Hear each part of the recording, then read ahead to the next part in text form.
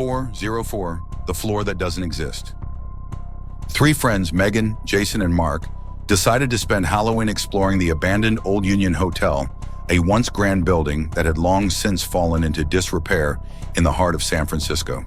Known for its supposed hauntings and eerie happenings, the Old Union had developed quite the reputation among locals as a place to avoid after dark. But for these three friends, the stories only made it the perfect place for a thrilling Halloween adventure. They arrived just after sunset, armed with flashlights and a spirit of daring. The air was damp with the smell of rain, the sound of foghorns echoing faintly in the distance as they entered the hotel lobby. Dust-covered chandeliers hung like ghostly remnants, and the wallpaper, once vibrant, had peeled and faded into muted shades of gray and green.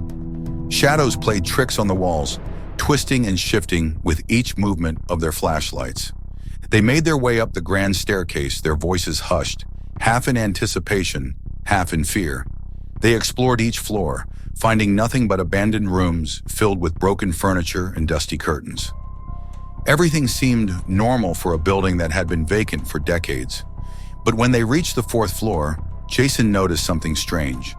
A door at the end of a dark hallway that looked newer than the rest. Above it, in faded gold letters, was a sign that read, Room 404. "That's weird," Jason said. "I read online there wasn't a fourth floor on any blueprint." Intrigued and a bit unnerved, the friends exchanged glances, daring one another silently to open it. Mark stepped forward and pushed the door open. What lay beyond was a narrow hallway, dimly lit by flickering bulbs, stretching far longer than seemed possible from the outside. They entered, curiosity driving them forward as they peered into rooms on either side of the hall. The rooms were bizarre, each one frozen in time with furniture and decor from different decades. In one room, an old record player spun on repeat, playing a scratchy, melancholy tune. In another, there was a fully set dinner table, the plates covered in what looked like ash, as though a meal had been abandoned mid-bite. One room had a dusty rocking chair that began to sway on its own as they approached, creaking with each rhythmic swing. As they ventured further down the hall, they realized the layout didn't make sense. No matter how far they walked, they couldn't reach the end. Every time they turned back, the door they entered seemed farther away. Mark tried opening a window, only to discover they couldn't be pried open. Even stranger, no matter where they looked, they saw no trace of San Francisco outside. Instead, only an endless gray fog pressed against the glass, thick and impenetrable. Megan felt her heartbeat quicken. "We should get out of here," she whispered, glancing nervously at Jason and Mark. But when they turned to leave, the door that should have led them out was gone. Panic set in, and they hurried down the corridor, trying every door, hoping one would lead back to the hotel. Yet each door opened to the same site, a hallway stretching on and on, doors leading into rooms that seemed to shift with each entry. As they began to lose hope, a chill settled in the air, and a faint voice echoed down the hall, a faint, lilting whisper that sounded like a child singing a nursery rhyme. They couldn't make out the words, but it sent shivers down their spines. The voice grew louder, closer, and more distorted with each verse, turning into something sharp, almost taunting. Jason suggested they split up to cover more ground, hoping they'd find a way out.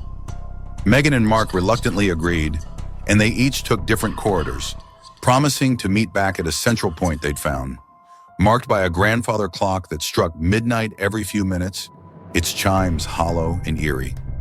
As Megan moved down a corridor alone, she began seeing her own reflection in random objects, mirrors, picture frames, even a pane of glass in an old door. But each reflection stared back at her with a twisted smile, its eyes darker and emptier than they should have been. She felt a chill with each encounter, as though the reflections were watching, waiting for something. Meanwhile, Jason entered a room that appeared to be a hotel ballroom, untouched and pristine. A large mirror covered one wall, and as he walked by it, he saw himself trapped within the glass, his reflection screaming silently, banging on the mirror's surface.